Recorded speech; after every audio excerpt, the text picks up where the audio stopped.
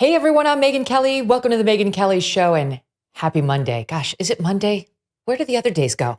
The summer's ending. Oh, it's that time of year where you feel kind of like, oh, what happened to the summer? But you know what? The fall is great. The election season is going to be exciting, amazing, tense, an incredible news event as it always is. And, you know, putting on those sweatshirts and getting the fall nights with the fireplaces, that's always something to look forward to. So whenever God closes a door, he opens a window. Back to the election.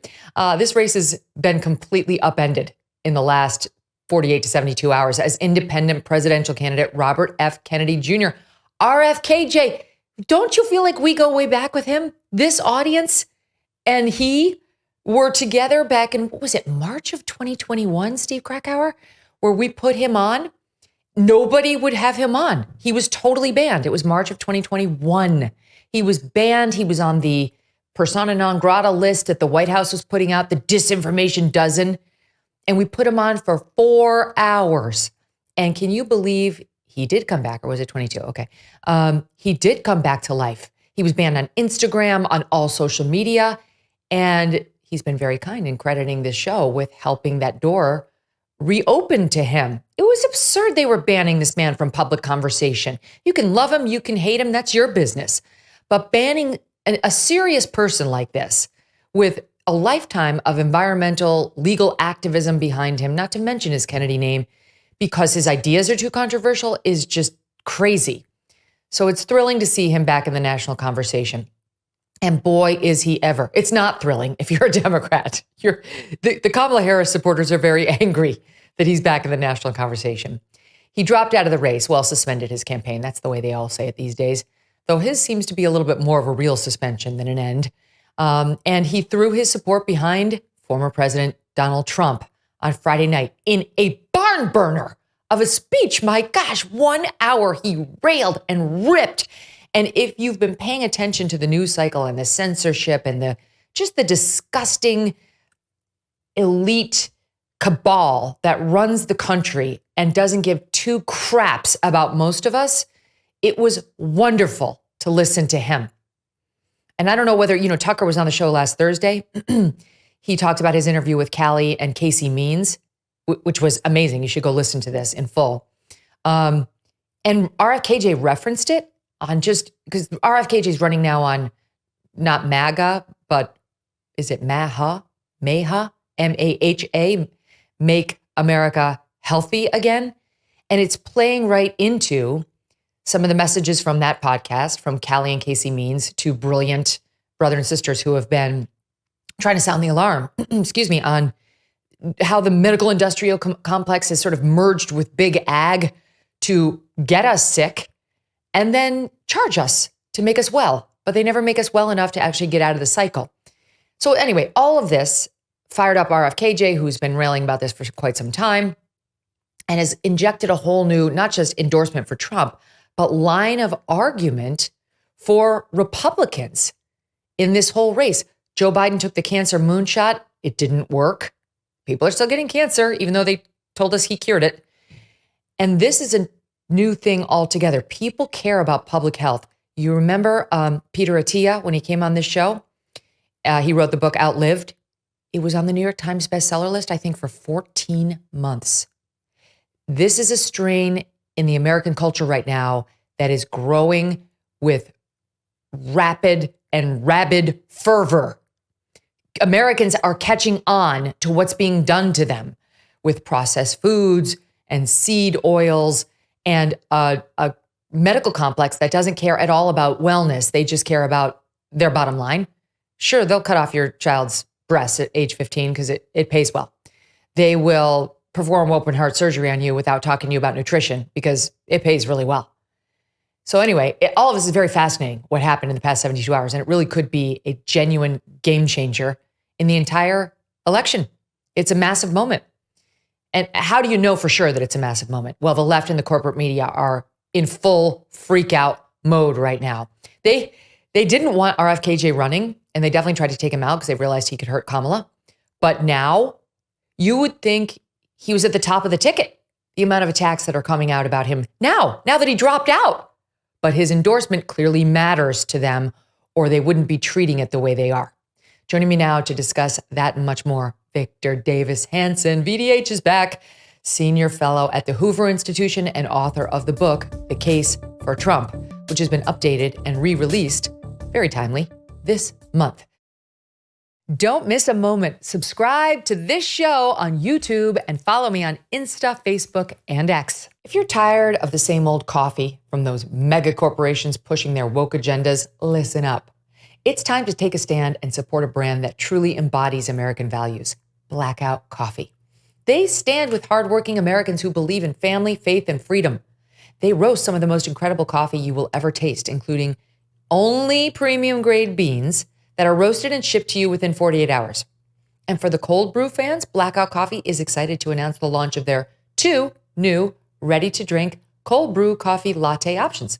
Don't settle for less. Make the switch to Blackout Coffee.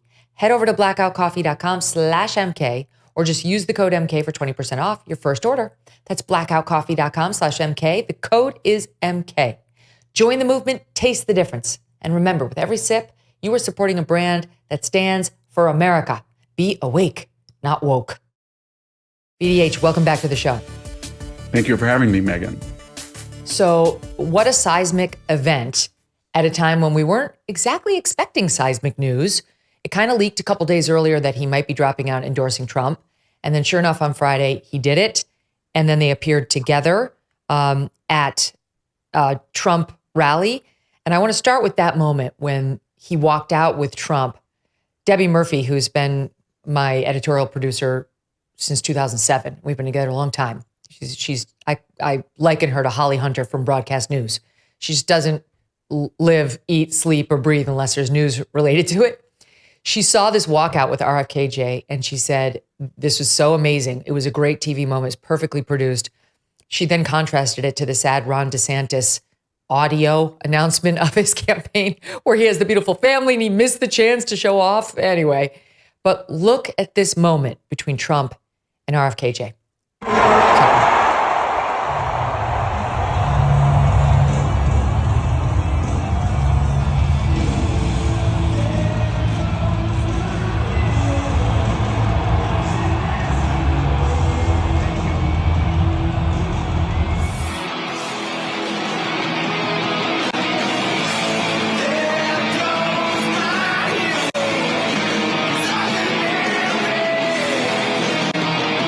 Fire all over the stage.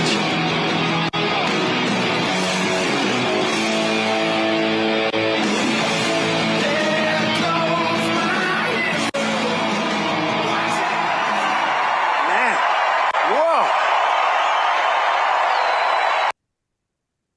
Wow. Trump later said he had never seen applause like that for someone other than himself. And it was produced, not surprisingly, by our friends at Turning Point. That's the Charlie Kirk group, which does know how to do pageantry, and pageantry is helpful in presidential politics. Victor, what do you think of it? It's pretty amazing. I know the conventional wisdom says that in a close election that 40,000 votes in 2020 made a difference. He can make a difference. That's all true.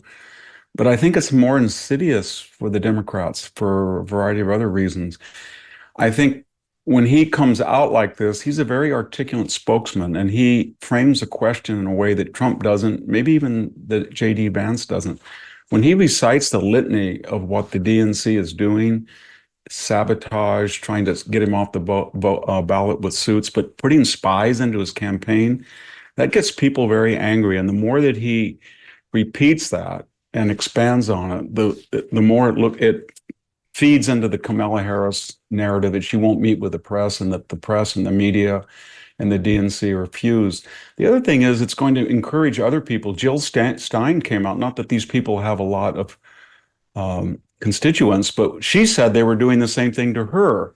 And even Cornel West, who despises Trump, he has been criticizing as much the DNC. So it's kind of he broke the ice, and all of a sudden people are coming out and citing all the things the DNC is doing. And we remember the Beyonce con, all of that stuff kind of force multiplies into a narrative that these people will do anything. And that helps. The other thing is, it makes it for some independents that are left wing and don't like what Harris is doing or Biden, the idea of voting for Trump, if you talk to them, it's just beyond the pale. But when he comes out and says that he will do it, that will add some that are, I don't think, are picked up in the polls. The other thing is that everybody says, well, you know, Trump can't ever put him in an administration because he's too volatile or way out there. But there are certain areas in which they are in absolute agreement with not only Trump, he's in absolute agreement with the MAGA movement. So the perfect job for him, Megyn, would be to be the head of the national broadcasting company, PBS and NPR. Oh, If they put him wow. in that would be wonderful because he's a free speech advocate and he knows what they have done to him and he knows how to correct it, and he would have the full support of all the MAGA people. So there's a lot of lines to this argument that I think they're going to increase. Even Phillips, the congressman that ran, he said the other day that he might have an announcement that he would be willing to serve in either administration. That would be amazing. And RFKJ is saying, you just wait until you see the team that Trump is putting together right now. Had many people speculating who will be on it. Could it be Tulsi Gabbard? I mean, she's definitely, I think, going to vote for Trump. So it'd be all these sort of favorites who are almost politically homeless right now, but open-minded to Trump's messaging. Of course, because as you know, he is not some far-right guy. Trump's actually more moderate in a lot of his politics than, let's say Ted Cruz is. And this would be very attractive to said people. If they could just check their Trump derangement syndrome, the media would see that and would see it coming. I want to play a little bit more and talk a little bit more about this because I do think this has the potential to be a true game changer in this. When RFKJ stood up on Friday and announced, why he was leaving, one of the things he did was eviscerate the media, the Democrats and the media, which, as you point out now, all of the Democrats trying to run, from Dean Phillips, I mean, he's already been complaining, but to Jill Stein and Cornel West, all of them are putting the lie to the Democrats' talking point about them being the party of democracy. They are the ones who will protect and hold inviolate your vote. Here's a little bit of that on Friday, saw two. In the name of saving democracy, the Democratic Party set itself to dismantling it.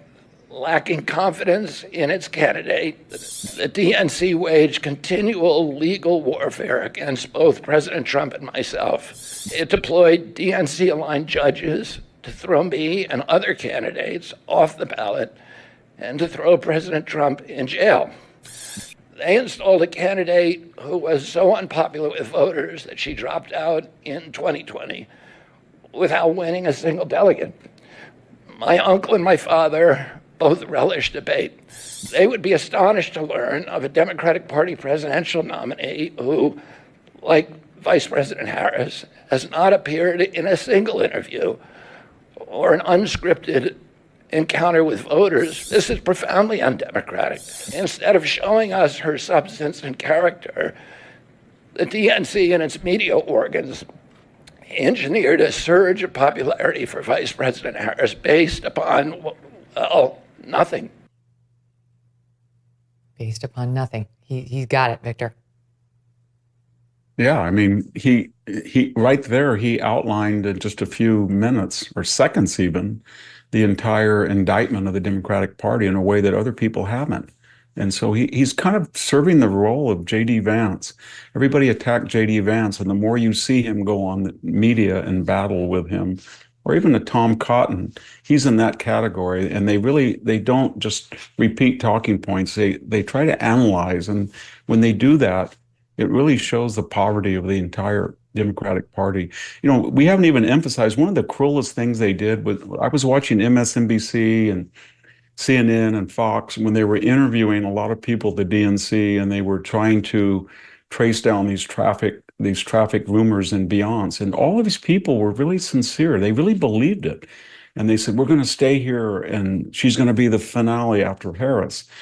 And either they deliberately planted that, or somebody planted it and they found it useful, but that was just representative or illustrative of that entire DNC attitude, that from the trivial to the existential, they'll do anything to win. And it's all predicated on the idea that Donald Trump supposedly represents this existential threat, and then therefore that end of getting rid of him justifies any means necessary. And I think that's what Kennedy and Vance are trying to explain to the American people. I think they're going to be pretty effective.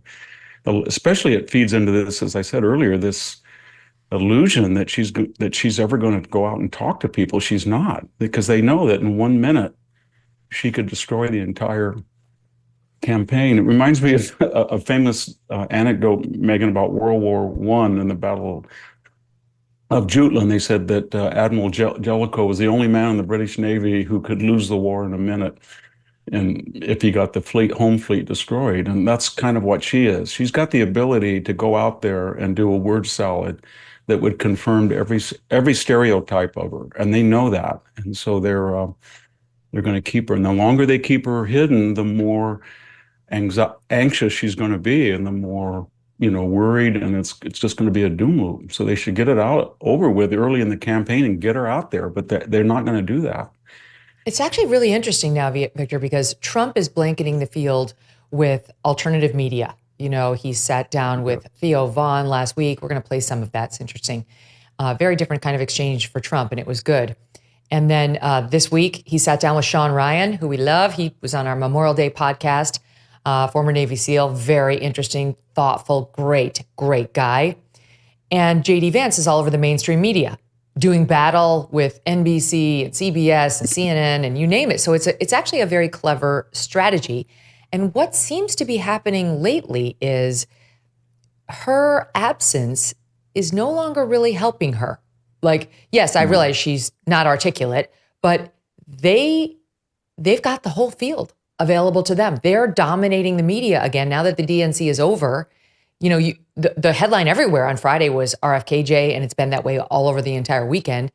And I think they're soon going to realize silence may not be the best option for them. They're going to go only with friendly interviewers, but they can't have 2 months with Trump and JD Vance owning every single headline while she just stays behind closed doors or does her teleprompter speeches. Yeah, and that same logic applies to her policy or the lack of it, because if you go to Trump's various websites, you can find out what he's for. If you go to hers, you can't. And the reason you can't is that in that DNC speech, she renounced everything that she's been, not just an advocate, but an emphatic advocate. Of course, I'm a radical. Yes, I'm woke. I want everybody to be woke. She always doubled down because she was in front of a receptive left-wing audience. So now she's in another doom loop, because if she lays out this kind of pseudo MAGA agenda that she outlined at the convention, she's going to inflame the entire base, who are very radical, just like she is, on the New Green Deal, on crime and critical race theory, all that stuff. So she's just waiting and waiting and waiting, and just sort of vaguely talking about what she might want to do, but it's not really contradicting, but it sort of is. And that's not going to work. She's outsourced all the explanations to her aides that sort of correct, well, she's not really interested in buying back guns anymore. She's not really interested in single-payer health care. She's not really interested in banning fracking. But they don't really say, no, that's our policy is to encourage fracking and allow people to enjoy their Second Amendment rights. She won't say that. And I think that is going to hurt her just as much, the more that she hedges and flips and triangulates, because it just feeds into that narrative. She doesn't know who she is. And she knows that if she outlines what she stood for her whole life, people don't want it. They don't want that agenda. They've seen what it's done. This idea that Donald Trump is the incumbent the last 4 years, that's getting very tired. People are not going to buy that. They keep asking, that narrative is going to get stronger and stronger. You people were in power. Why didn't you do what you're talking about now? And you have 6 months left on your term, and you can do it in 6 months. Just go at it right now. And especially if you're going to use the FTC to institute some sort of price regulation, go ahead, do that. That's a federal agency. Today. Let's see you do it. Yeah, but they have no real plan and no desire to do it. On the subject of Beyonce, I said this last week that I did believe that Beyonce was a big head fake to boost her ratings, and it worked because the numbers are in, and it looks like 2.89 million watched Harris's acceptance speech. 25 million watched Trump's. I actually don't have the details on these. I'd be interested to see how many watched the first half an hour of Trump's, because he went on for 90 minutes and she went on for 40 minutes, which would be helpful, right, to your rating. So it'd be kind of interesting to see 40 to 40. How did that go? I'm sure Trump's numbers dwindled as he kept going and as it got late. But the point is, her little ruse worked, because I do think that there was a fair amount of people out there thinking Beyonce was about to come on, or possibly Taylor Swift. This was one of the other things that was out there. And I'll get to that, because I actually do think the media's role in complying with that and pushing it is important. But I want to stay with our RFKJ for right now, and we'll move on to media in a second.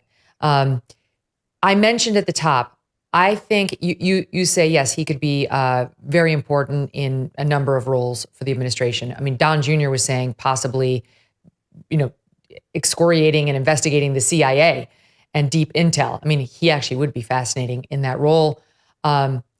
In public health, that's where he's been most active for, the bulk of his campaign. Censorship, as you point out, huge. He would definitely get to the bottom of that. And Trump seems to be considering him for some sort of a panel, which is good because it wouldn't have to be Senate confirmed.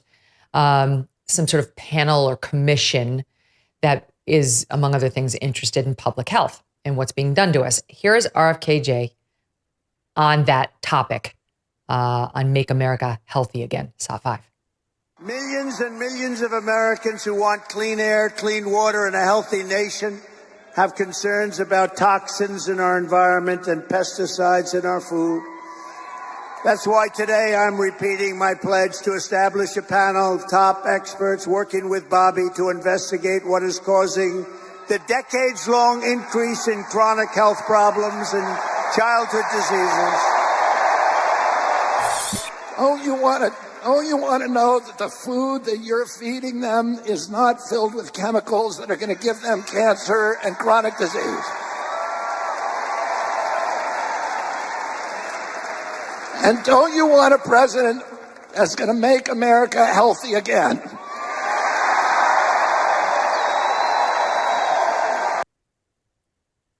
Victor, this is so uplifting to me, because I have to say, as somebody who's covered this for a while on this show, no one's talking about this.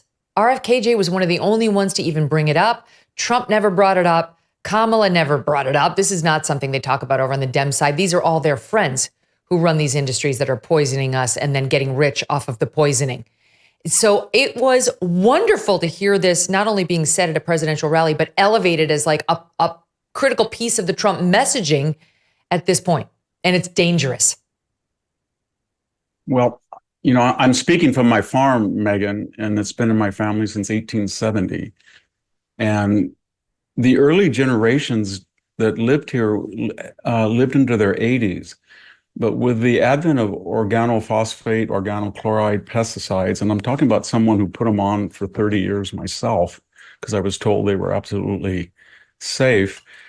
My sister-in-law died of leukemia at 51, living on the farm here. My daughter died at 26 of leukemia, working side by side since she was 4 years old with me. My mother died of 65 of a brain tumor. Her sister, who grew up here, died at 49 of breast cancer. And I've had an immune problem for about 15 years. Every time I get COVID, I get long COVID. And so I don't know what the cause is. I'm not a conspiracy advocate. And I know that we've really cut back, the industry has cut back on some of the things like paraquat that are deadly, or, parathion, which can kill you. And all of these, point I'm making is, when people use those chemicals, it wasn't like I'm breaking the law or this is too risky. It was, this chemical is so safe you could probably drink it. That's the kind of message we got. And then you use it, and then you find out that DBC is in your well and it causes male sterility. So then you don't drink your water. And that's just the story of agribusiness. And the problem is, if you live on your farm and you're a family farmer and you're, say, 150 acres, 20 acres, then you live there. So you are very careful about the types of chemicals you use. If you own 20,000 acres or 10,000 acres and you're not living there, then it becomes more of an abstract experiment, if you see what I mean. And so when he says that, and everybody says, well, he's a kook and all these chemicals are safe, they're getting safer all the time, but they're only getting safer because people like him are bringing it to people's attention. And, when I look at my family that was working all during the 80s and 90s together, and we had a collection of 10 children among us, and we were bathed in chemicals, and we had organic acreage as well, but some of it was just traditional ag. The ag guy came out and he said, you've got to use this, Victor, you've got to use this. You've got to get 1,000 boxes an acre. The only way you can do it and break even is do this. We've tested it. It's absolutely safe. And then you put it on and you get sick. And the family farmer doesn't hire employees who take the risk. He does it himself. So then you're much more sensitive to a message by RFK. And so I really appreciate what he's doing. And I look back at my family and I think, wow, my grandfather in the age before this lived to be 86. My grandmother lived to be 93. Her mother lived to be 93, my great grandmother, and no one has gotten past really 70 years old. And most of the people died in their 40s or 50s, and that's kind of scary. Victor, that's terrible. I'm sorry, I didn't know any of that. It's certainly not about your daughter. I'm so sorry to hear it. We had tomatoes, and she would be covered with tomatoes, and then we went out in the plums and peaches. She worked since 5, 6, 7, 8, 9 years old. And it was very sudden. She got a very lethal form of leukemia that came within 2 weeks and killed her. And my mother was a appellate court judge in the prime of her life, and she got a brain tumor. And my sister-in-law was only 51, and she got leukemia. And of course, lymphomas and leukemias, and those are the types of blood cancers that people associate with this toxicity. And there are certain chemicals that every farmer who farms knows that they'll kill you if you get, because you see, Megyn, the farmer is putting them at 100 times more than the spray, or maybe even 1,000 times. If you have 500 gallons of water in your spray tank, you put a gallon in there. Well, then it's diluted 500 times, and RFK is talking about that diluted material that vaporizes onto the crop, and then it doesn't break down in time for people when they consume it. But if you're the farmer, you're putting 500 times that amount in the pure form into the tank. So that means your hands, your face, it splashes. It's very dangerous to do. And of course, now it's much safer and we have more knowledge, but we're still living with the effects of that. Mm-hmm. Well, it's not, of course, the problem's not solved in any way for the American consumer, never mind for farmers like you who actually have to deal with it at the source. And this is one of the things, like Casey and Callie Means has been out there for a while sounding the alarm on this. Very smart guy. And his sister, Casey, is a Stanford-educated surgeon. She went to Stanford Medical School, top of her class, was actually working as a surgeon for many years, and then realized this system is corrupt. What we're doing is we're in the business of keeping patients sick and then charging them per body part to take them out, to fix them up, and then just keep them on the revolving wheel of sickness. And they were making the point to Tucker that one of the best things that the American health system wants to see is a sick child, because then you get them on some sort of a medication. They're sick for life. You've got them paying into the system. And she's not some kook. She's not saying, oh, it's a government, like they really want sick children. They just look at them as financial cogs in their wheel. And they don't behave in a way that would reflect a desire to make that child well, never mind an adult. But that the children are the most lucrative ones because that's a lifetime of being hooked on medication. And they were talking about, among other things, the merger of Monsanto and Bayer. Right? So you've got one of the biggest, chemical companies in the United States with one of these, medicine companies that's supposed to get us well. So it's like this never-ending loop of illness, we'll fix it. Illness, we'll create the illness and then we'll quote, fix the illness, which never gets fixed. This is what they're trying to talk about. This, and RFK is also talking about, and so are the Means, about the ultra-processed foods that we're shoving down our children's throats and our own throats, and how Good luck avoiding it. If you're a regular American shopping at any American grocery store, no one's calling attention to this. No one. But there's a reason Peter Attia did so well in his book. There's a reason guys like Mark Sisson, who's been calling attention to this, he's been on the show too, have been jumping up and down about this stuff, because Americans know everybody's got a story about young people, their friends, their family getting cancer at an alarmingly young age and dying quickly from it. No one's taking it seriously because all the financial incentives are for the system to perpetuate. So it's wonderful to see a ball buster like RFKJ, who clearly does not care what anybody thinks of him inside this system, come out and say, I am defeated in this contest, but I am not defeated in my fight against all this nonsense. And to see somebody as powerful as Trump elevate him and say, I'm into it and I'm platforming you and I'm going to continue. Like, I really think that even like the California, Tucker and I were talking about this, like Birkenstock crowd is going to be giving Trump a second look if this is his plan. And that message about the healthcare and agribusiness industry, it's analogous to what he's saying about the big media too, that they're corrupt, that they tell us lies, that they go on there with a straight face and feed us this propaganda night after night after night. And people know that it's wrong. They increasingly know that it's wrong, that it's inaccurate. They never apologize. They never backtrack, and it's when I saw Leon Panetta on the stage at the DNC, and I thought to myself, you used your prestige over a lifetime, and you were director of CIA, and you put your name, or you were one of the primary signees of that 51 intelligence authorities that said that laptop of Hunter's was Russian disinformation.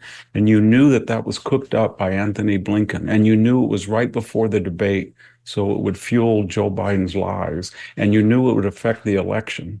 And you knew the FBI had that laptop in its possession and knew that it was authentic. And you knew that what you were doing was a lie. And you knew on national TV you would never apologize when you were asked to. And yet, we're supposed to believe that he's a grandee with a sterling reputation because the media, and that's just typical of John Brennan and James Clapper and Andrew McCabe. So I think a lot of people Michael are just Hayden. saying, Michael Hayden, he was comparing Trump to Auschwitz with cages on the border.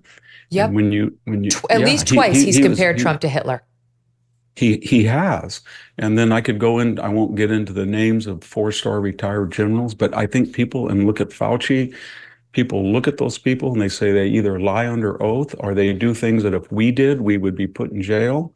And I think RFK is a voice that is not afraid to articulate, and he articulates so well, and he's bulletproof. I don't want to use that metaphor given his family, but my gosh, he's pretty courageous. He doesn't really care what people say about him.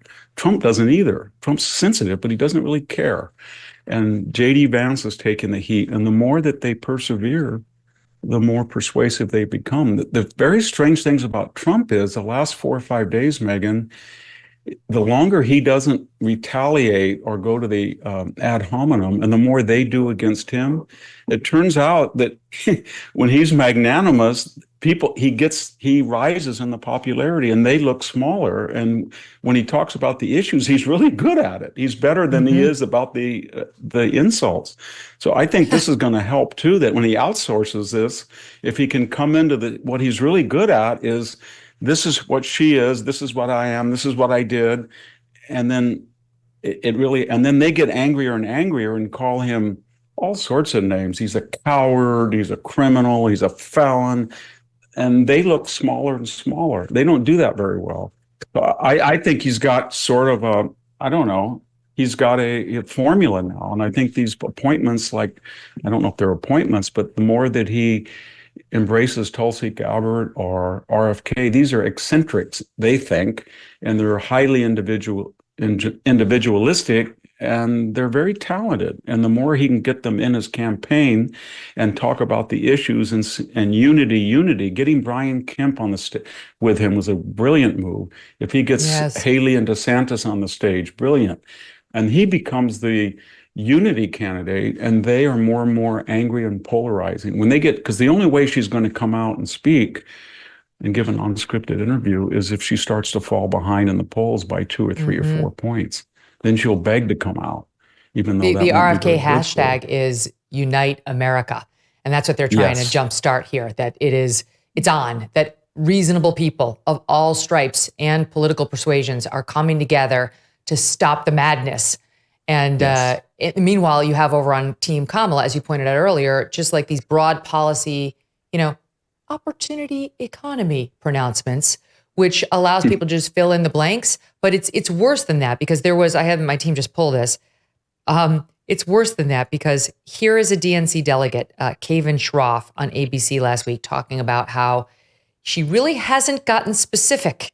And in this time of record inflation and now revising the job creation number down by nearly 1 million jobs, we'd really like to hear some specifics from the person who's number 2 in the current administration. Never mind the Democratic nominee for another administration.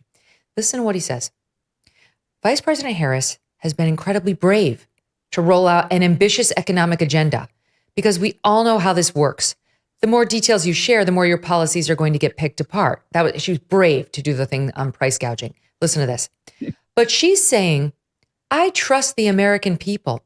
I trust the journalists to explain these policies and our values to folks. And I think when that happens, it will be successful for Democrats. You see, it's the American people and the journalists who are going to fill in the blanks, Victor, on opportunity economy and turn it into, it is whatever you wish it to be, Democrat voters. Well, it's exactly what Biden did in 2020. He was in seclusion, and then he counted on this fusion media to fill in the blanks. He ran as a uniter. He said, let's stop the madness, the chaos. I'm good old Joe from Scranton. And to a lesser extent, the same extent Barack Obama did. He had hope and change. He has joy and vibes, but it was predicated on the same thing. The only thing that I think she's going to be different is that, if you remember, Barack Obama at least had in his arsenal the unpopular Iraq War and the 2008 meltdown. And when Joe Biden ran, he was playing, when he ran, it was the COVID lockdown and all of this turmoil in the economy because of COVID. But she doesn't have that. She's not running after an oppositional administration. She's not only running after an administration of her own party, she was instrumental in it. She said to the American people that she was the last person in the room when Joe Biden made that decision on Afghanistan, and by extension on other decisions. So the idea that she's got a program, it's another doom loop, because if she outlines her program and it's different from what she was supporting the last 3.5 years, and it better be, because all of those initiatives poll less than 40 or 50, 45%, then what does she do? She's trying to outsource the idea that she differs from Joe Biden, and that means she differs from herself until, I guess, somewhere in late July, July 21st, when Biden stepped down. And then she's counting on the media. I saw that really good exchange with Tom Cotton and John Karl, when John Karl basically said, but she's changed. And he said, she hasn't changed. She has not refuted specifically one of her left-wing issues. She has the aides do it. And he says, yeah, but everybody knows she's moving to the center. And he said, how do you know that? Hold on, Victor. We have a bit of that. Let me play it, and then you take it on the back end. It was really brilliant, Tom Cotton. What do you mean taking away health insurance? What are you talking about? She said when she ran for president that she wants to eliminate private health insurance on the job. 170 million Americans, John. Yeah, I mean that is not her position now. She How do you know that's not her position? How do you know that's not her position? I mean, she says she no longer supports Medicare for all. She has not said that. Okay. Maybe anonymous aides on a Friday night have said that, but the last thing that she said. But this was not a radical convention. I mean, she.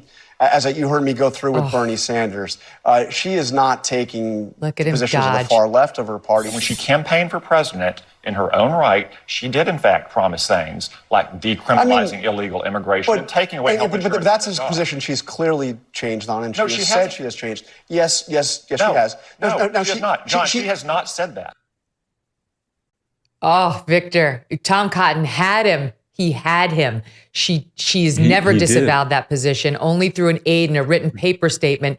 And he switched once Cotton brought the goods to, well, but this wasn't a radical convention. He got out of bounds. What she's done, in Cotton is trying to point that out pretty successfully. It's kind of like what we call in classics a palimpsest. She's taken one position or paper and she's superimposed another one on top of it, but she hasn't rejected the other one. The other one's just like a piece of, I don't know, plastic that she'll peel back off. So she has never said, I'm against the new Green Deal, or I'm against Keystone, or I'm against. She's never said, I'm not for that anymore. She's just sort of wink and nod, I'm flexible now. And then she's going to peel that off and go back to her original left-wing. I shouldn't say original, it's what she always has been. But she's very careful. That's what was so good about Tom Cotton. She's not coming out and saying, I am no longer for the new Green Deal. I no longer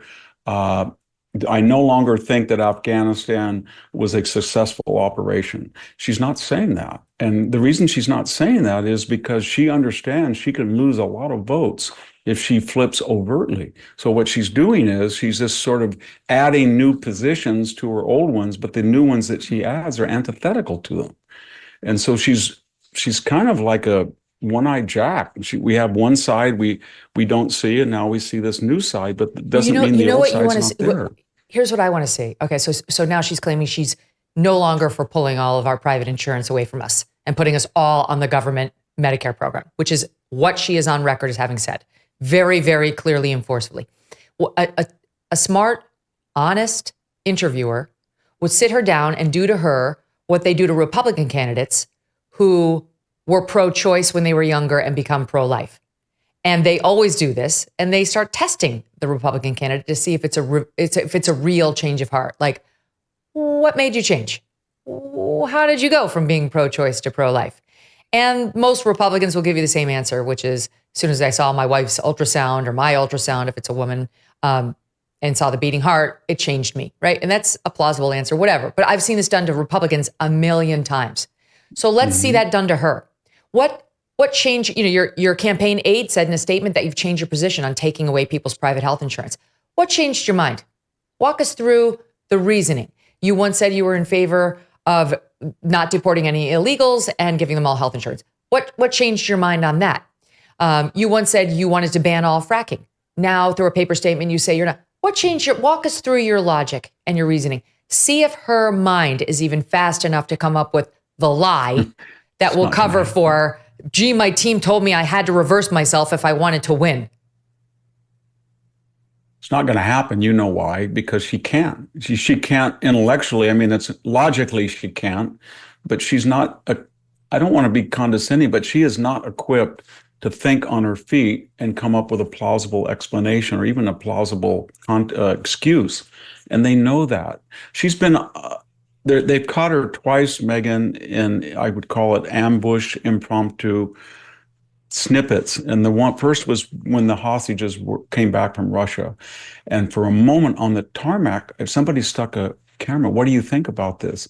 And she started talking about the art of diplomacy. The art of diplomacy was very important. And Joe Biden, no one is better than the art of diplomacy than Joe Biden. And she just went in that same wash, rinse, spin cycle. And then they caught her again when she was giving a riff on democracy. Democracy is very important. We all, there's a duality. It's fragile. Yeah, dual, and it's the same thing. And then each time that if you look at those clips, you look at Joe Biden's face, and it's like, what is she talking about? And then it's Tim Walz is looking at her when she's talking about democracy, and it's like, stop, please, stop. You're going to lose this. And after, you can lose it in 1 minute. If she'd gone on for 2 minutes, and people know that. And so they know that's what is so important about having these other voices and Trump trying to point these out, and people like Cotton and JD Vance, because there is no solution to it. And they know that. You cannot be a hard left radical and then suddenly try to stage a pseudo-MAGA convention and reverse everything you've said, but not specifically renounce what you are really for because of your base. And then you can't say that you're the party that fights for democracy, or democracy dies in darkness by Republicans, and then deliberately take a candidate who never won a single delegate, never entered a single primary, was anointed by a bunch of donors and backroom politicos, and then suddenly turn her into Barack Obama, but with the qualifier. Barack Obama couldn't stop talking. He wanted, because he was good at it. He was out everywhere. And they can't pull that off. And so they're going to run out the clock if they can get away with it. Mm-hmm. And it's the most anti-democratic thing I've ever seen in my life. She's saying now, NBC reporting that the pair of them, Kamala and Tim Walz, have committed to doing a joint sit-down interview with someone this week. We don't know exactly who they're talking about or when or what the format will be, but it's also interesting that it's both of them, right? She's got her emotional support governor with her for her first interview, so if she can't answer, she's got the good talker right next to her. But the media will allow this, and they won't pressure her to save their own dignity because their politics are more important to them than their dignity. They want her to win more than they want anything. And I'll just give you one example, the latest. We have so many, but here is CNN. Watch what CNN does when RFK is out there starting to knock on Kamala Harris and the media for allowing her to stay completely dark and silent when it comes to dealing with the press. Over ideas. They would be astonished to learn of a Democratic Party presidential nominee who, like Vice President Harris, has not appeared in a single interview or an unscripted encounter with voters for 35 days. We've been listening to independent candidate Robert F. Kennedy Jr.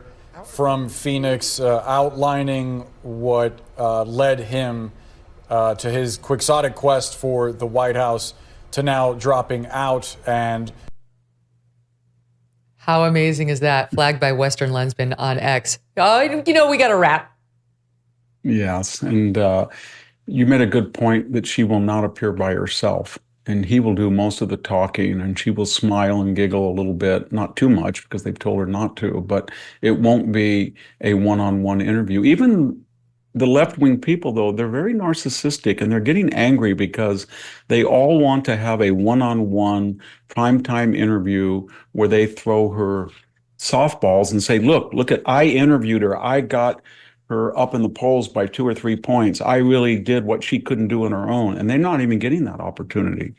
Remember, and every once, that Lester Holt famous interview he did with her on the border, he was very throwing her softballs, and he finally just said, have you been to the border? I have been to the border. No, you haven't. Well, I haven't been to Europe either. And it was just deadly. And that was designed to help her. And they all want that attention, that I'm the one that interviewed Kamala and made her look really good, but why don't you give me that chance? So inadvertently, they're starting to say, we need to have an interview with her. And I don't know how this is not going to help her, Megyn. You made a good point. When she has him on there, everybody's going to say, we don't see JD Vance and Trump together giving interviews much. Right. Why? We never see anybody do that. Why are you doing this? Trump can do it all by his lonesome. It's one thing to do it together once you've made your pick, and then the two of you give one or two together. That's normal. But we haven't heard from her at all since she became the Democratic nominee, the heir to the throne, when Joe Biden passed her this baton 5 weeks ago. So to make the first appearance, a joint one, again, with her emotional support governor, says everything. Stand by. More on that and all the news. We're going to take a quick break. VDH stays with us for the show. We'll be right back. Do you owe back taxes or have unfiled tax returns? Along with hiring tens of thousands of new agents and field officers this year, the IRS has been sending over 5 million pay-up letters to those who have unfiled tax returns or balances owed. They're on the hunt. Don't waive your rights and speak with them on your own, all right? Why? Why would you do that? Instead, Tax Network USA, a trusted tax relief firm, has saved more than $1 billion in back taxes for their clients, and they might be able to help secure you the best deal possible. Whether you owe 10 grand or 10 million, they can help you. Whether it's business or personal taxes, even if you have the means to pay, or if you're on a fixed income, they can help you. Finally resolve your tax burdens once and for all. Call them at 1-800-958-1000, 1-800-958-1000, or just visit tnusa.com/Megyn. Don't let the IRS control your life. Empower yourself with Tax Network USA's support and take charge of your financial future. Visit tnusa.com/Megyn today. So, Victor, on the subject of the dishonest media trying to help her, there are reports everywhere today about this presidential debate scheduled for September 10th on ABC. Now, this was scheduled between Trump and Biden, and the terms were agreed to between Trump and Biden. And they had apparently all the same rules as the CNN debate between Trump and Biden, where the mics were supposed to be cut. There wasn't supposed to be a studio audience, no notes allowed, no opening or closing statements. And when Harris subbed in as the nominee, there was some back and forth about whether they should renegotiate, and maybe go to Fox, maybe not go to ABC. No, Team Harris wanted it as is. Leave it in place. You already agreed, they kept telling him. And Trump was like, okay, I'll do it. And then you should also do one at Fox. And she, on the night, I think it was of her debate, it was on a newsy night, she just put out a paper statement saying, oh, we won't be doing the Fox debate. I think it might've been Monday night when Biden spoke. Anyway, so she won't do anything on territory she considers even neutral. She will only go to places like ABC, where her best friend is the person in charge. So now she's gone back on the ABC debate to say, and I want to change the rules. Now I want open mics while the other person is speaking. And according to Team Trump, she's also saying, and I want it to be a sit down at a desk situation, and I want notes, and I want to be able to do opening statements. Her team's saying that's not true, but that's what Team Trump is saying through a representative. And her team is admitting that they are trying to open up the mics, meaning while one candidate is speaking, the mics would be back open. And the press is running out saying, that's the norm, which it is. They're right, until the Democrats changed the norm. And Trump said, fine, I'll do it your way. And Trump did very well with that situation and realized, I'm sure, hey, this works pretty well for me. I kind of like this. Helps me stay more disciplined. I can just make my point when they come to me. I can control my worst instincts, which is just like jump all over the candidate, and that makes me look better.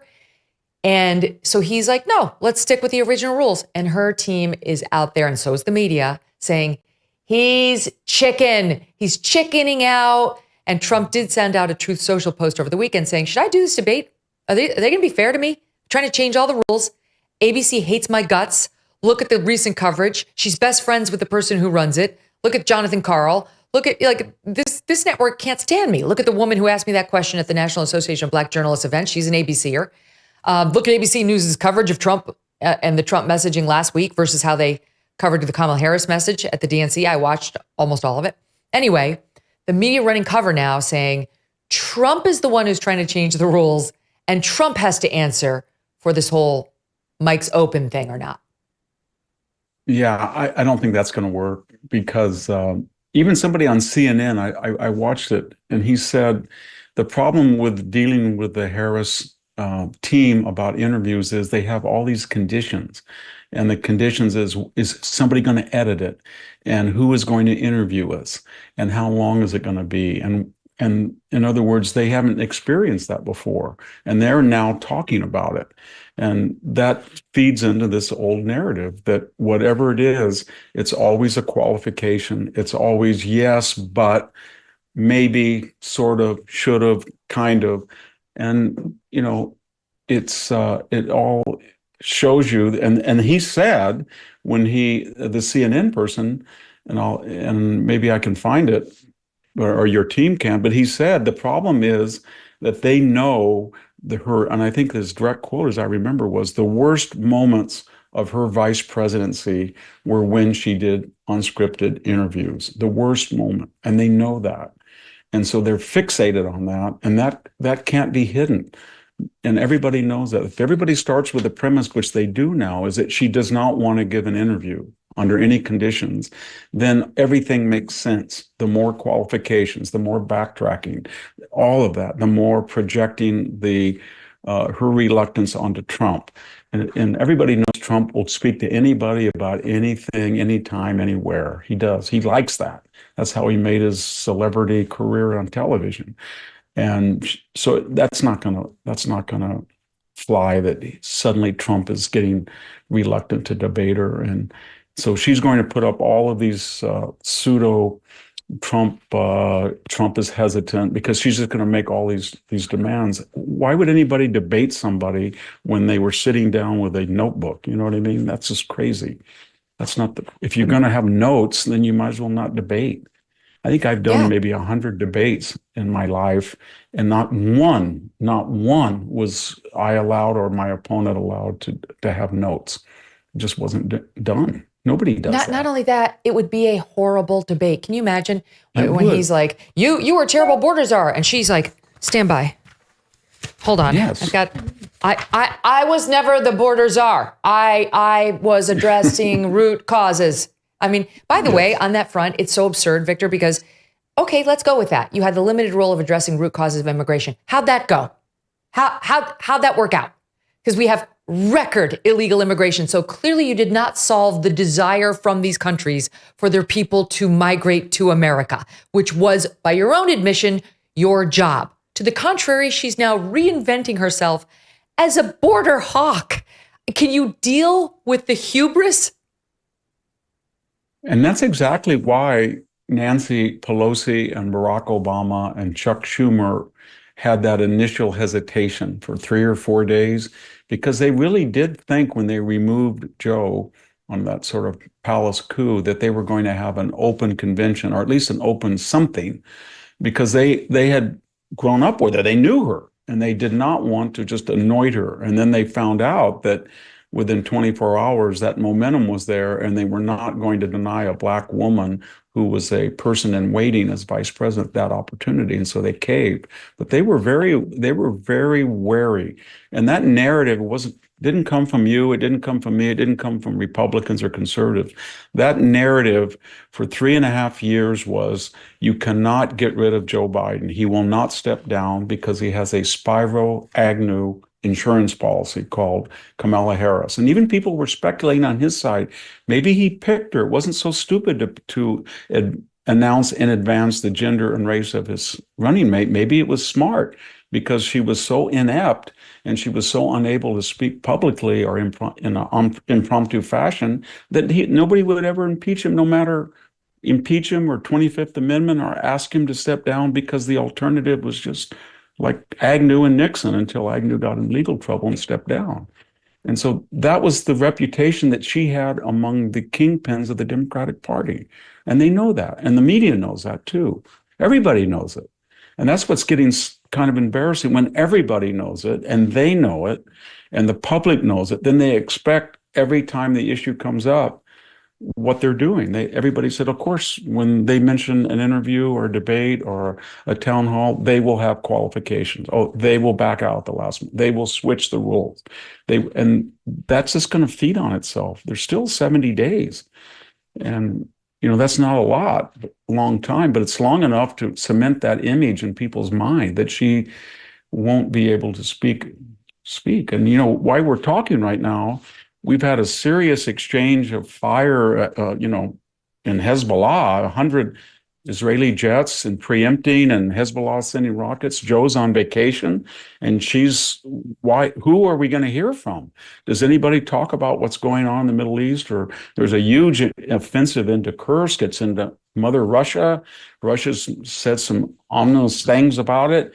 We don't hear anything from Joe. He went from vacation in California to vacation in Delaware. She's the vice president. You'd think that she would stop for a minute and act presidential and say, I'm running for president, Joe, and it's the Biden-Harris position that we want to caution, or whatever she says. But she can't even do that. There's nobody in control right now.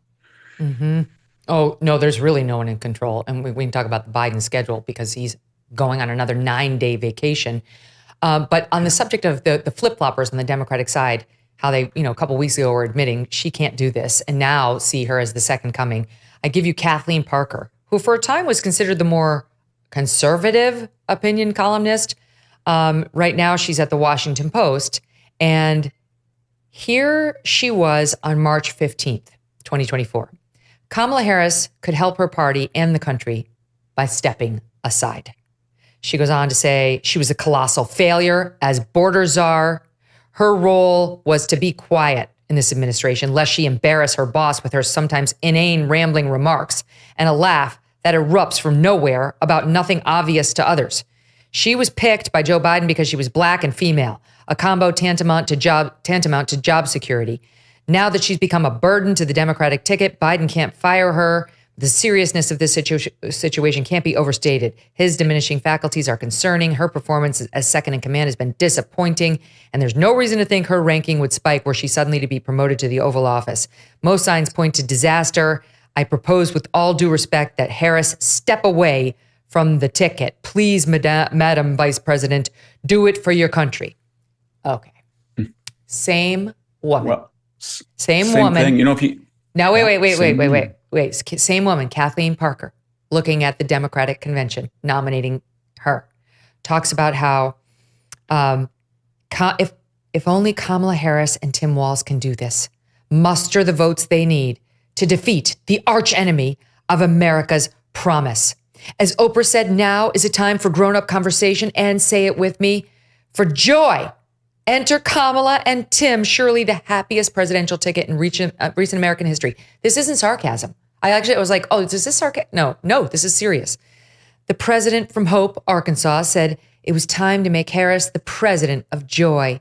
If a 1,000-watt smile can be equated to joy, then Harris has no rival. Again, she's not about to drop the hammer on Harris. The whole thing is Kathleen Parker on her knee.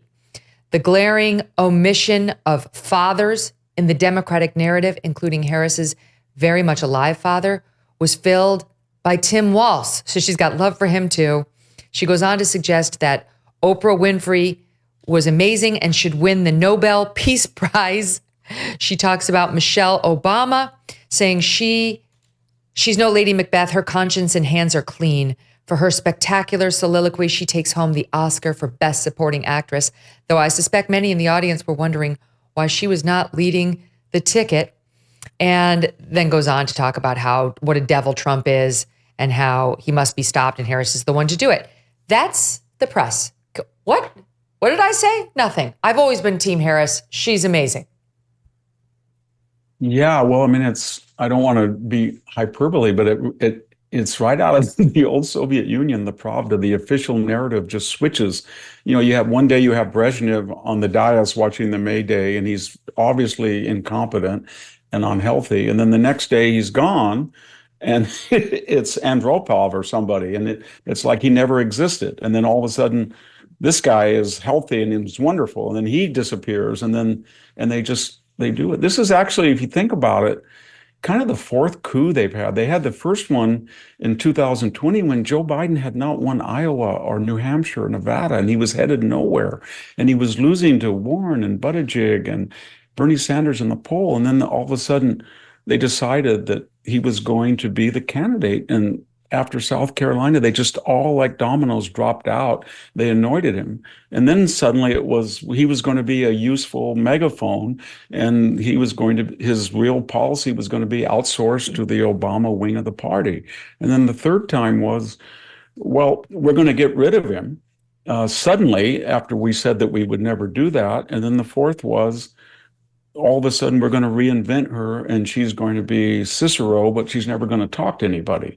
And it's always the same pattern in those four different iterations. It's always, we're going to change the narrative. Everybody's going to get in line. And if anybody objects, we're going to call you a racist or crazy or nut. And after a while, you know, when you add all of that together, I think the people are starting to see it. I really do. Well, here's the other example. These people are very example. Scary.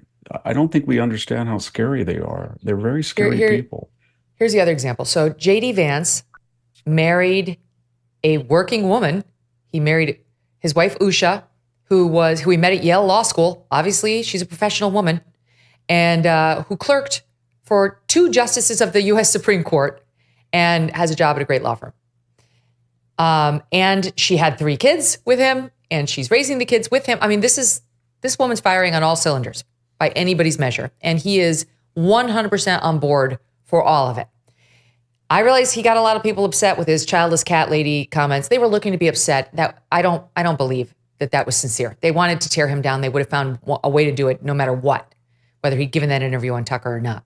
But in any event, let's put that to the side, because even before those remarks, they were ripping on JD Vance and couldn't stand the guy. I didn't see a single piece about, you know what, to his credit, the guy supports a working wife. He supports having a wife who's like not only working, but frankly, her legal career crushed his. She achieved heights that 99.99% of lawyers will never achieve. And he was okay with that. He was definitely the B team player in the legal field. He went to work for Peter Thiel. He didn't like it. He did it for 5 years. He came back to Ohio and started a foundation to try to help people get jobs and help improve Ohio. She was the big money earner for that period. And honestly, her legal resume would be second to none. I didn't see the pieces praising him for being a man who can handle that, whose ego is strong enough that he can let the wife be in the starring role. And yet today, this is very interesting. Okay, this is from 2 days ago. You remember on it's The by View, it's by Catherine Rampell of the Washington Post. The piece is Doug Emhoff, modern day sex symbol. And I'm going to read you some of what she writes. But you know who Catherine Rampell is? That name may ring a bell, because she's the one who wrote the piece ripping Kamala's economic plan to shreds on the price gouging, saying this is ridiculous. When they're accusing you of being a communist, maybe don't propose communism as your economic plan.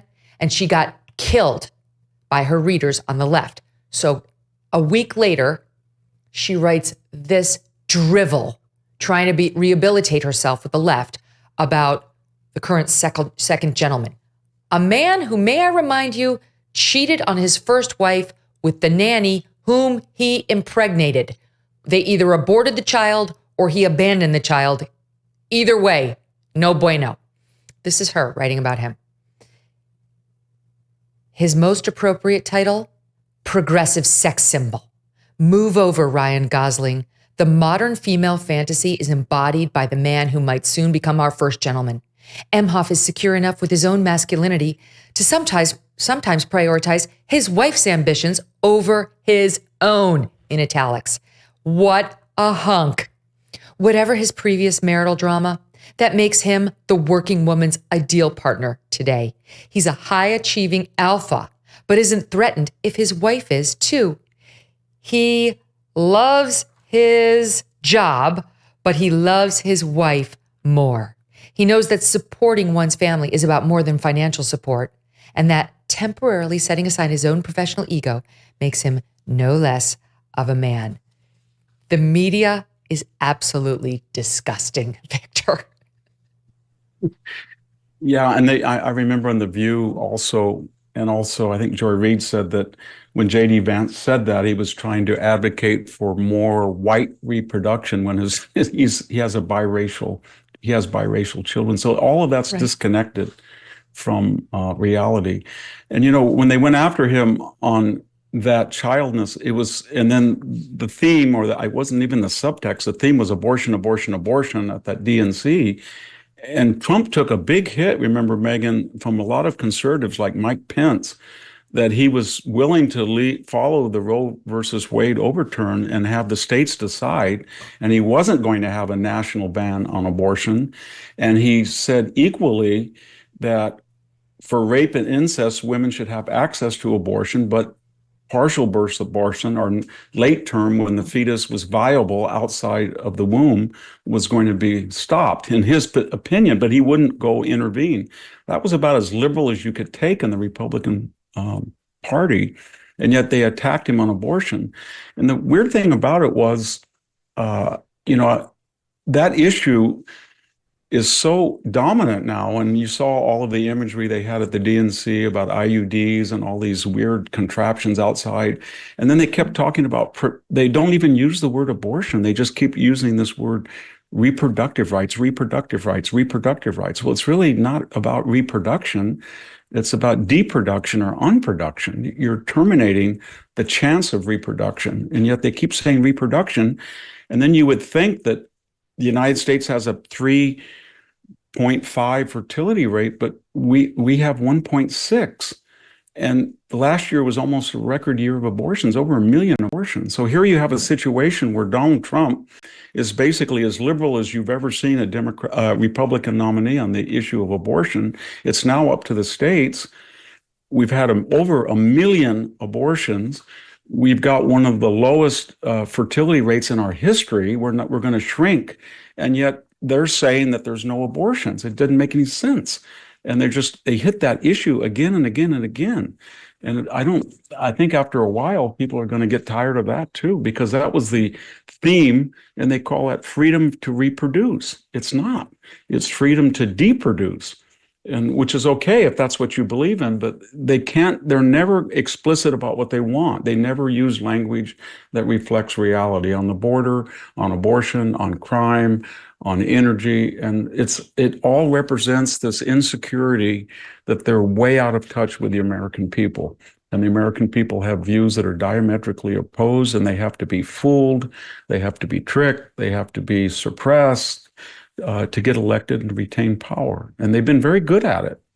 But their only solution is to do that and then paint Trump as the extremist by making up his positions. They just refuse to accept. He has said it repeatedly that he does not want to legislate abortion at the federal level, that he is happy it is now a states' rights issue. Here's Trump. Well, no, we've already played this one. He believes in exception abortions. We've said that, and that it's a states' rights issue. Here was JD Vance just on Sunday trying to reiterate this point. Can you commit, Senator, sitting right here with me today, this woman's obsessed with abortion, that if you and Donald Trump are elected, that you will not impose a federal ban on abortion? I can absolutely commit that, Kristen, and Donald Trump has been as clear about that as possible. I think it's important to step back and say, what has Donald Trump actually said on the abortion question, and how is it different from what Kamala Harris and the Democrats have said?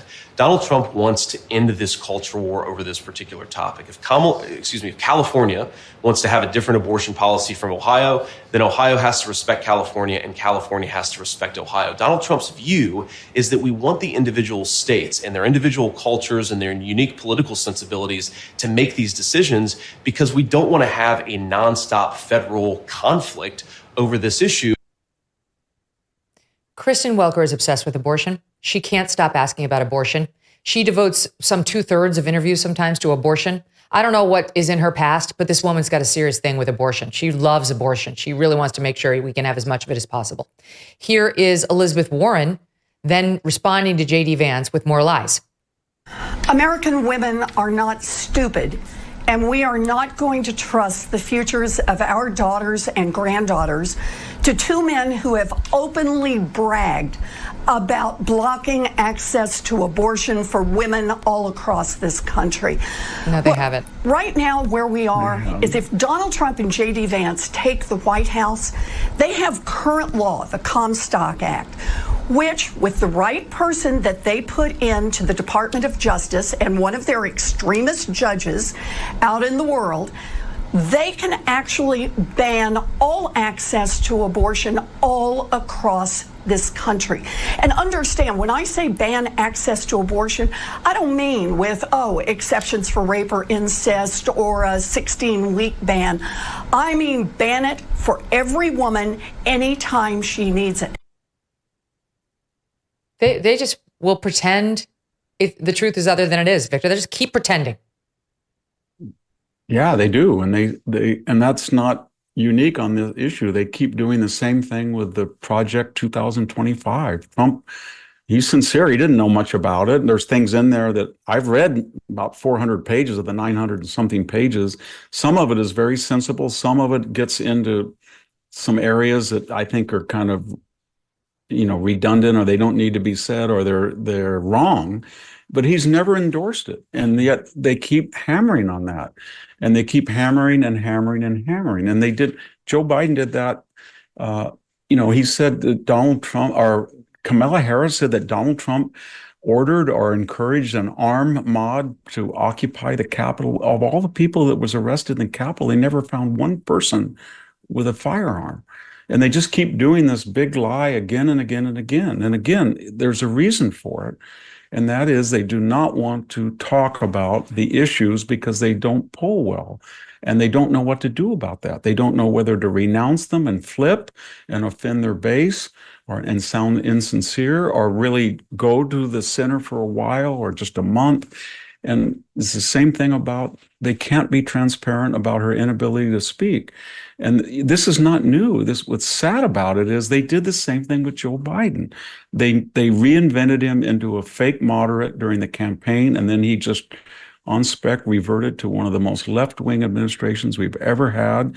And he was old Joe Biden that was going to talk to people. And the only reason he was in the basement was because of COVID. And then that just extended. They had to hide that debility. She has a linguistic debility that's every much as serious as his cognitive ability.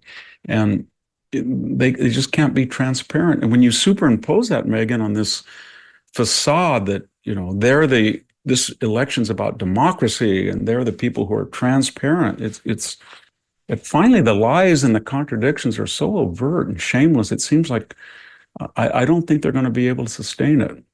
And I certainly the hope more you're that right. they keep drawing, I think it's going to turn off people. It really is.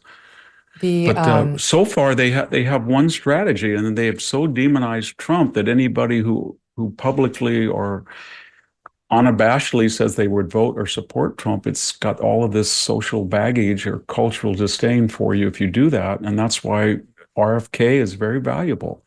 And other people like that will stand. Tulsi Gabbard's another person. And the more that they can get people like that who didn't really agree originally with Trump, but came to see that compared to the alternative, he was far superior, that's going to allow a lot of independent people and some Democrats to say, you know what, I don't really care. And you're starting to see that in certain groups, young males, the African-American male community, some of the Latino males, they're starting to say, I don't really care what you say. And that's new. And that can snowball if they do it effectively in the next, 2.5 months. Mm-hmm. I want to talk about both those things, young males, and then some of the reaction to RFK, including from his family. I promised this, so I want to tell you, President Biden's on vacation again. He just finished a vacation. Then he came out for one day to give a speech at the DNC. Then he went right to California on another vacation.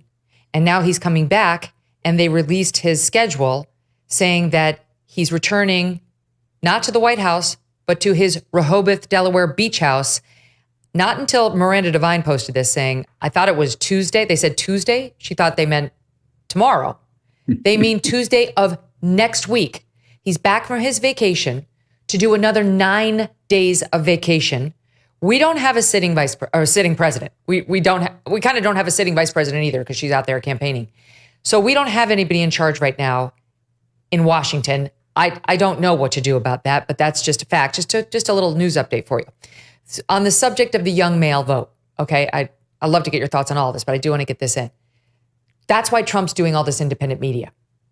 Theo Vaughn and Sean Ryan, who I love. Sean Ryan's amazing. I don't know Theo, but he's very popular.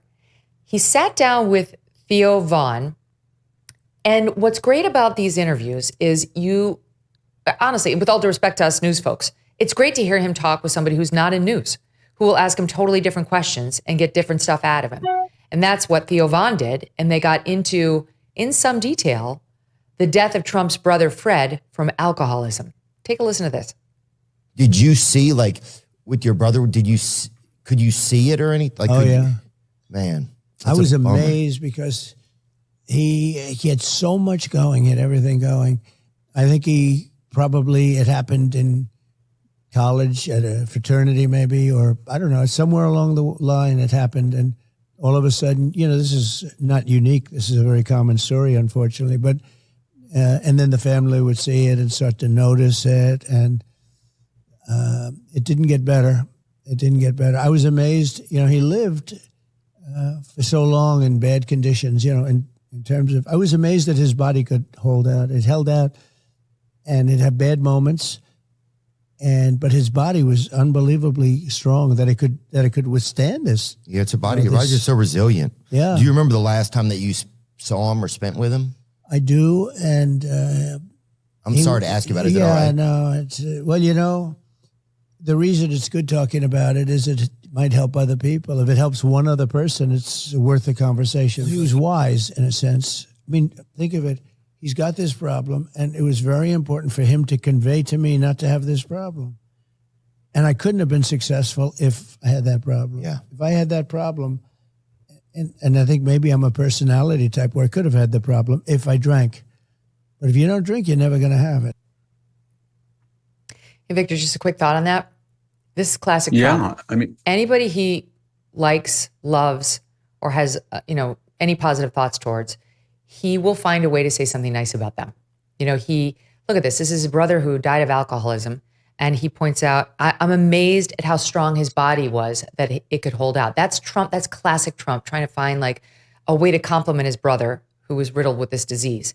He talks about how he was wise because he conveyed to me, don't do it. And he's the reason I never took a drink. I haven't had a drink or a cigarette in my whole life.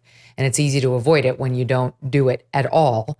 He goes on in that interview to talk about what an amazing pilot his brother was and how other pilots would come and learn from him. It's just classic Trump, where as long as you're not out there attacking him, his general instinct is to build you up, not tear you down. But what do you make of his media strategy right now? It's very good. And the key takeaway line was when I mentioned that earlier, when he's self-deprecating, he said, I might have been prone to that. And he said that before when a press conference, when his brother died, someone asked him, as I remember, and did you ever drink? And he said, can you imagine me drinking? In other words, I have that same excessive personality that would lend itself vulnerable to alcohol. And that's what he was saying again. And when he does that, he comes across as very human. And the more that he can do that, the better.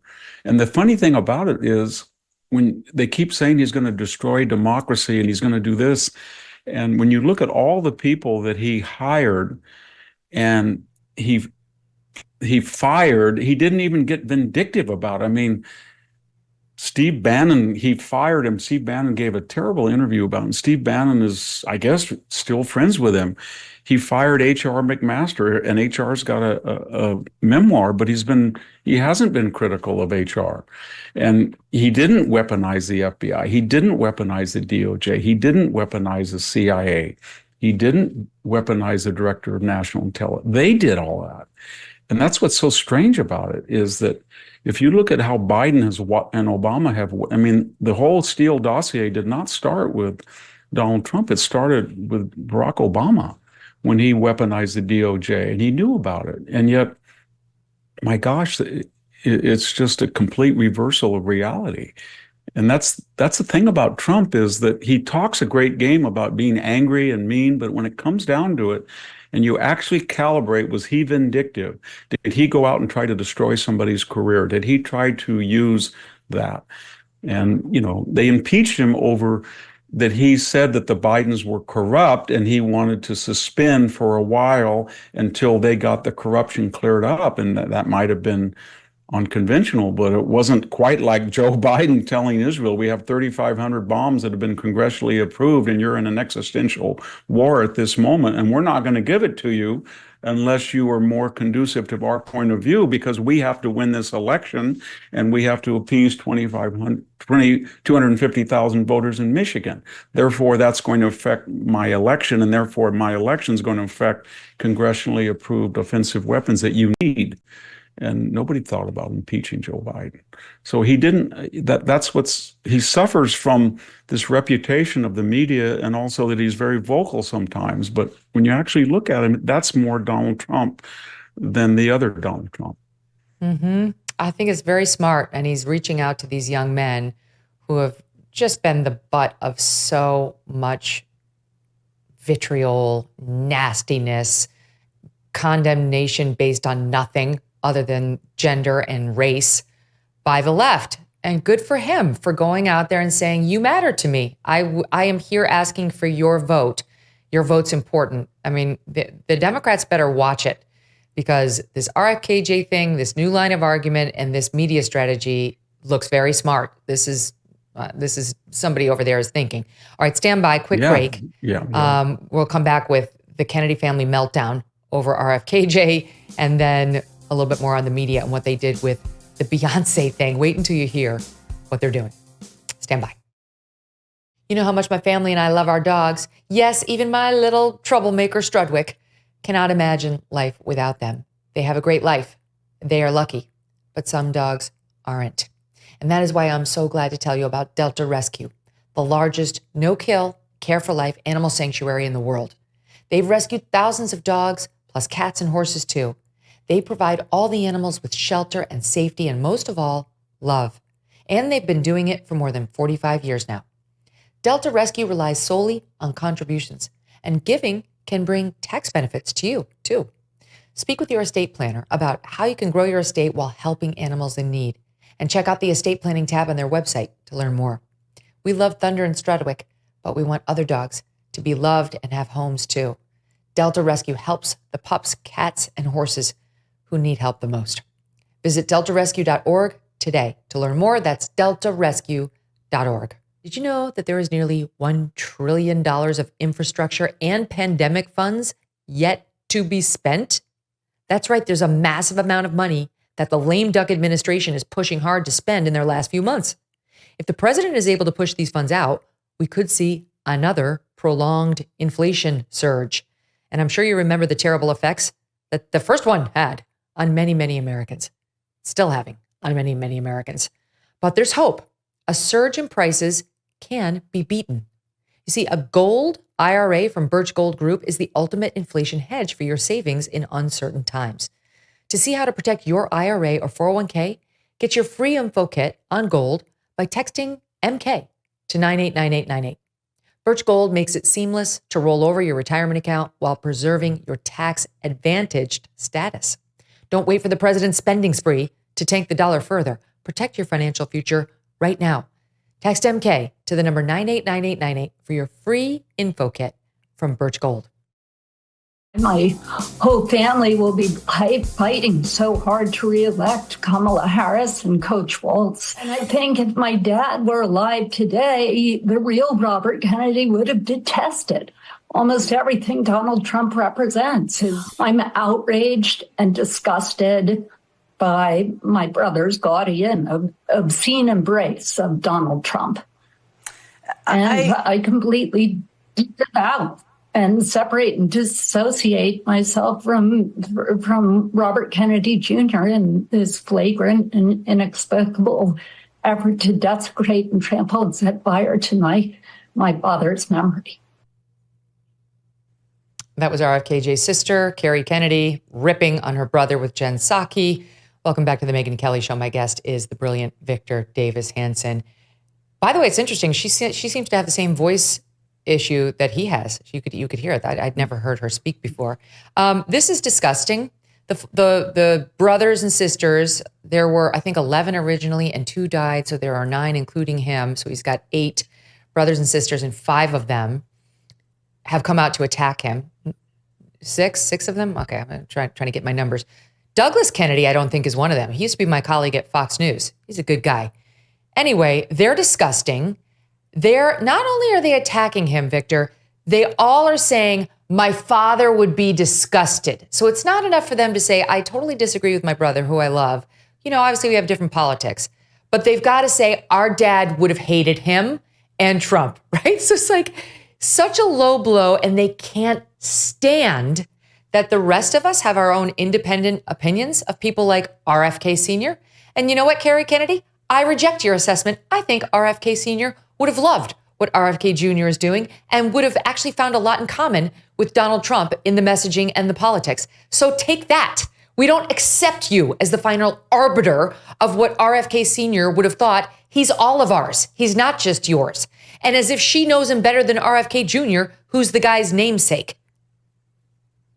Yeah, I think there's 2 things going on. One is the asymmetry between people who are for Trump and people who aren't. In other words, the people for Trump are not proactively demonizing everybody. They're just concerned about the MAGA agenda. But the other people they see Trump in 360 degrees as culturally, socially, economically, politically unpalatable, the Prince of Dark, and they're just obsessed with him. And that's part of it. and by that I mean if he had endorsed earlier McCain or Romney, they would have been angry, but not to this degree. This is something that they just can't fathom because they hate Trump so much. The other thing is they're invested in the name Kennedy, and that's part of who they are, and that's part of their livelihood. And so when a Kennedy comes out and in their worst nightmare and supports Trump, a lot of people don't distinguish, Robert Kennedy from any of these Kennedy names. They just say Kennedy, and they feel, wow, he's tarnished my brand, and that's going to hurt me in my persona, my sense of self, my career, my remuneration, and he's really done damage to our family label that we count on. I grew up in a Democratic family, and my mother was, I think, the second appellate court judge in California, and she went to Stanford Law School, and she was, I think, the third person as a woman in 1946. Very strong, Harry Truman Democrat. And I'm the only one in my family that was conservative. I mean, she was conservative, but in the old Democratic sense. And I have members of my family that, it's comparing great things like the Kennedys to my small family, it's the same idea that I really love my family and my siblings and everybody, and I don't talk about them. And when people ask me about them or my family, I always say positive things about them because I feel that way. But they feel that I have been an apostate or I have ruined the family name, and they don't speak to me. They really literally don't speak to me. And it's the same idea that it's something about Trump that they get obsessed at. We see it with the Never Trump people who, if they ask themselves, do I want to destroy my career? Do I want to renounce everything that I've advocated for 40 years? Yes, if it's Trump. And it's a derangement syndrome, as people have remarked upon. Wait a minute. So Victor, did I just hear you right? Did you just say your family does not speak to you because they think you're an apostate? Yes, they don't speak to me. Oh my gosh. This is crazy. And I have a twin brother. I have a twin brother that I love very much. He's a wonderful person, but he and his wife don't speak to me.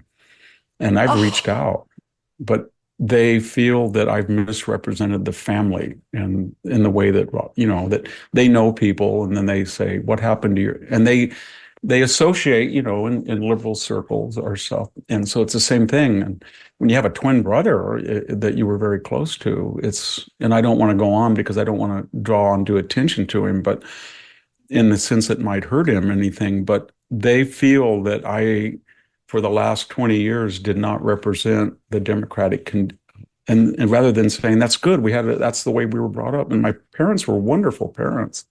I idolize them. I still do.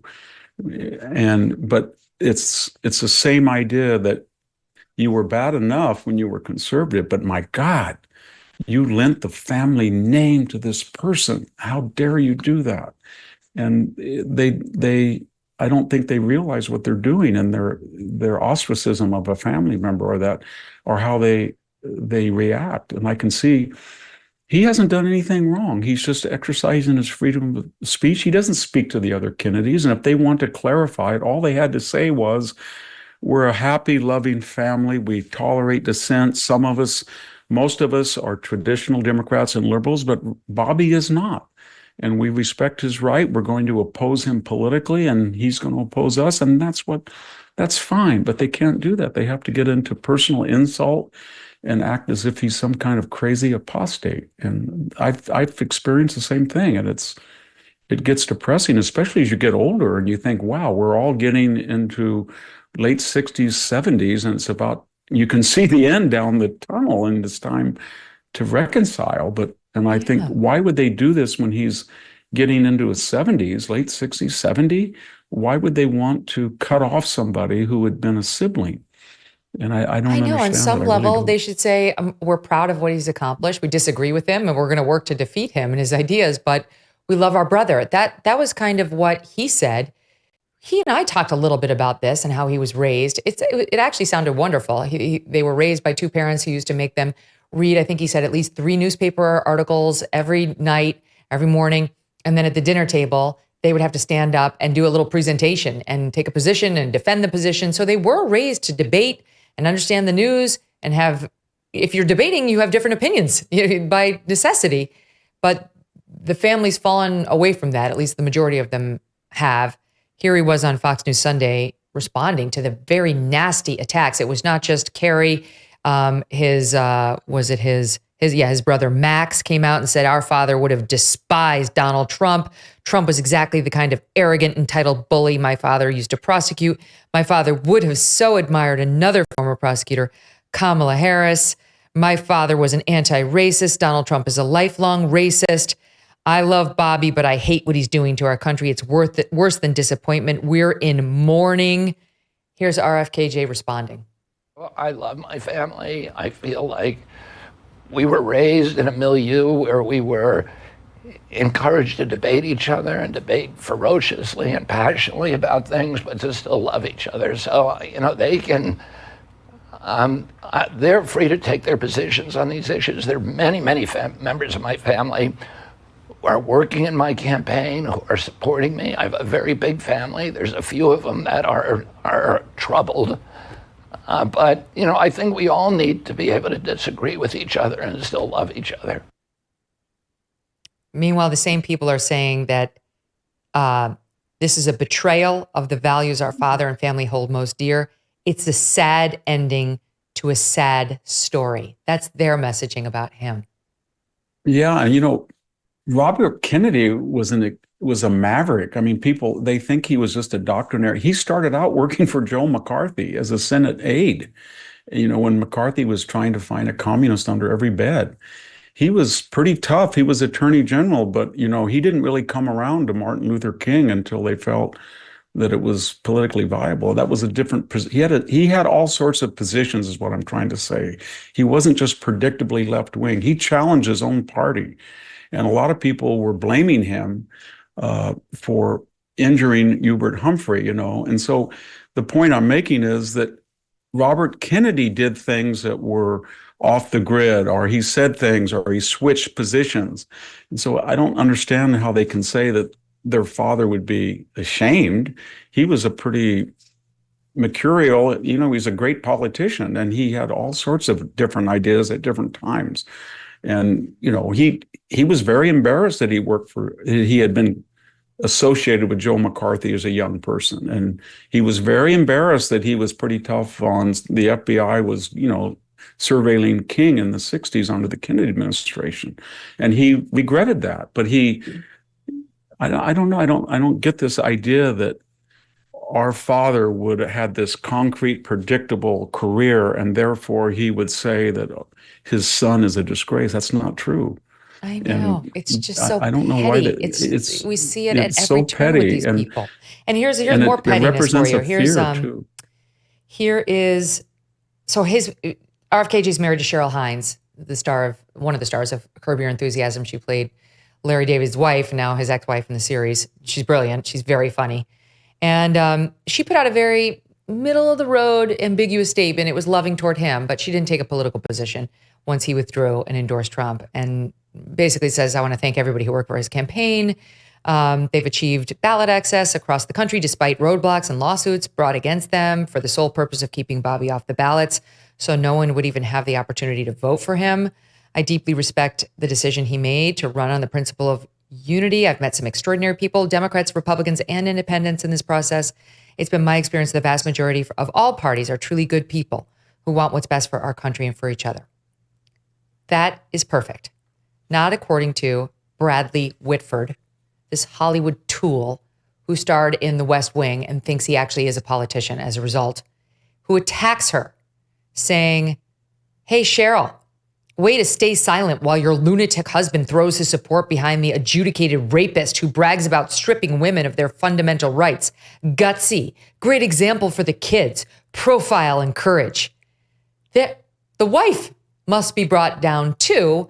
And you and I both know if Cheryl Hines said anything stronger than what she did, her career would be over. It might be over already. Well, I mean, that's what the left does, you see, because they control the institutions. And even where I work, and I won't get into that, if you are overtly for Trump and you're not shy about it, and you try to defend positions that have been misinterpreted, you're socially ostracized. and you're culturally ostracized. And I have lost maybe 50 or 60 close friends. I've lost friends that were co-authors of books. I've lost family. And I'm not unique. And that's one of the powers that the left exercises when they control Silicon Valley, social media, traditional media, K through 12, academia, foundations, entertainment, Hollywood, professional sports. They have this whole iron dome over them, and they can exercise all sorts of direct and covert pressures, and that affects people. And that is one of the reasons that they've been successful neutering Donald Trump, because they create an atmosphere among friends and families, and they think it's socially unacceptable. It's a cultural black mark against your name that you would stoop to support this ignoramus. That's how they feel, and they've been able to exercise a lot of pressure in the media and professionally in Hollywood. And I really admire Hollywood actors that have been, pretty much overt that they're still going to vote for Trump. A few of them say that. Our professors, our people in the media, because it's a career-ending experience. And then culturally, in our bi-coastal elite, if you come out and you're a professional and you say you're for Trump, you're going to be attacked and attacked and attacked. And I have a column on my website called The Angry Reader, and you should see I try to answer every once in a while. These are not lunatic people. These are people highly educated, and they think they're important, and they will write these letters, and they're just full of hatred and vitriol. And I don't see it the other way. I really don't. I really don't see people on the Trump side saying, everybody says we got to cool the tempo and we're a divided country. I don't see that. I don't really see that. I see it that the left is acting and reacting to Trump in a way they did a little bit with George Bush. They call him a Nazi. They've done that with Romney. Ryan was going to push the grandmother over they do that stuff, but they didn't just completely get obsessed and lose it. And we never saw the never Trumpers too. It's something Trump is it's really he's in scary. a category of one when it comes to bringing out the crazy in other people. They try to destroy families. They destroy friendships. They do that. And well, I'm so sorry to hear that you personally have been the victim of that, Victor. I did not know that, and it's deeply wrong. But I will say, I'm not trying to be a victim. I'm just saying. No, I know you're not. That's not your character. Yeah. But you have millions of us who love you. Yeah. Well, I just finished. I have a wonderful colleague, Scott Atlas. You know Scott. He was very outspoken about. And I wrote a number of op-eds saying that he had a right to speak. He was a wonderful person. And boy, you better shut up. You're out of your lane. How dare you do that? Allowed. We're going to get these people against you. You're going to even the Stanford COVID, faculty, being heterodox on COVID was another sin. That's another reason why they don't like RFK. I got to run. Yeah. I am going to get to the full Beyonce story tomorrow because we ran out of time. And much, much more with Stu Burgier and Red Steez, Stephen L. Miller. But Victor, what a great conversation. Thank you so much. You're always so giving. Thank you. Professionally and personally. Great to see you. Thank you. And we'll see you all again tomorrow. We've got a lot in store for you. You're going to enjoy it. See you then.